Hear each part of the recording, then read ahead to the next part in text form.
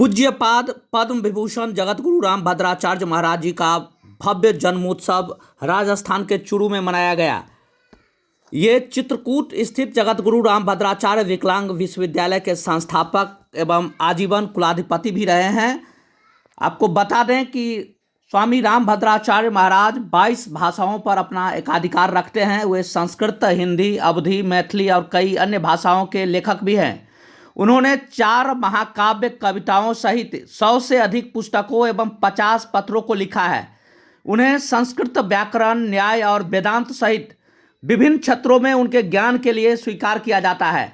वे रामचरितमानस के एक महत्वपूर्ण संस्करण के संपादक भी हैं।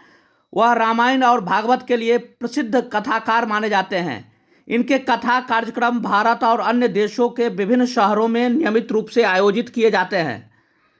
आपको बता दें कि जगत गुरु रामानंदाचार्य स्वामी राम भद्राचार्य एक हिंदू धर्मगुरु, शिक्षक, संस्कृत के विद्वान, बहुभाषाविद, लेखक, पाठ्य टिप्पणीकार, दार्शनिक, संगीतकार, गायक और नाटककार हैं। राम भद्राचार्य भारत के 4 प्रमुख जगत गुरु में से एक हैं और उन्होंने 1988 में इस उपाधि को धारण किया। राम भद्राचार्य तुलसी पीठ के संस्थापक और प्रमुख रहे हैं। तुलसी पीठ संत तुलसीदास के नाम पर चित्रकूट में एक धार्मिक और सामाजिक सेवा संस्थान है। राम भद्राचार्य चित्रकूट में जगत गुरु राम भद्राचार्य विकलांग विश्वविद्यालय के संस्थापक और आजीवन चांसलर भी हैं।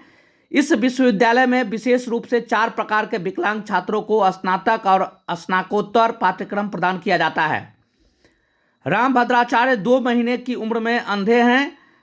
17 साल की उम्र में उनकी कोई औपचारिक शिक्षा नहीं हुई थी। उन्होंने सीखने या रचने के लिए कभी भी ब्रेल लिपि या किसी अन्य सहायता का उपयोग नहीं किया। आपको बता दें कि पद्म विभूषण पूज्यपाद जगत गुरु राम भद्राचार्य महाराज जी का इस बार 74वां जन्मोत्सव राजस्थान के चूरू में भव्यता और दिव्यता पूर्वक मनाया गया। उनके भक्तों ने जमकर जश्न मनाया। इस मौके पर लोक गायिका भी पहुंचकर अपने गायन प्रस्तुत कर उनका मन मोहा। खासकर मालिनी अवस्थी वहां पहुंचकर उनके साथ जन्मोत्सव में शिरकत किया और अपनी विभिन्न विधाओं से गुरुदेव भगवान को आह्लादित किया। इस मौके पर देश के कोने कोने से संत, ऋषि, मुनि भी पहुंचकर और उनके अनन्य भक्त पहुंचे थे।